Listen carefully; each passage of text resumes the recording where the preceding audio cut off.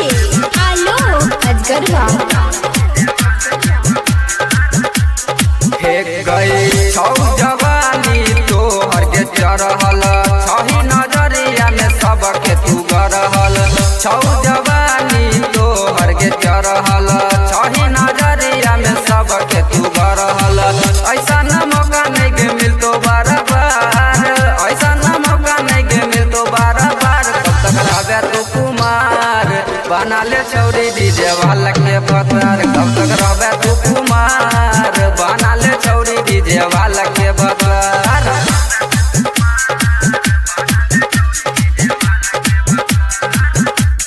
DJ Alok Ajgarwa कुछो के नहीं दिक्कत दे तो कर तो खूबे प्यार गे होठ के उठ लाली तोरा दे तो पूरा सिंगार के कुछो के नहीं दिक्कत दे तो कर तो खूबे प्यार गे होठ के उठ लाली तोरा दे तो पूरा सिंगार के कहै छियौ बात लेगे हमर मान कहै छियौ बात लेगे हमर मान कब तक रहबे तू कुमार बना ले छौरी डीजे वाला के पतार कब तक रहबे तू कुमार बना ले छौरी डीजे वाला के पतार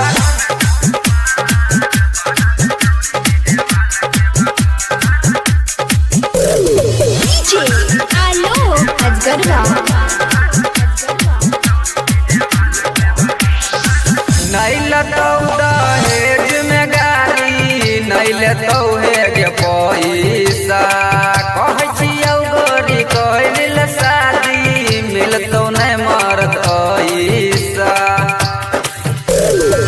नहीं लतौ दहेज में गाड़ी नहीं लेतौ हेग पैसा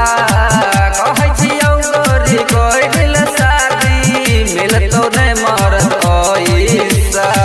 मोहन कहै छौ गोरी रहबे खुशहाल कृष्णा कहै छौ गोरी रहबे खुशहाल कब तक रहबे तू कुमार बना ले छौरी डीजे वाला के पतार कब तक रहबे तू कुमार बना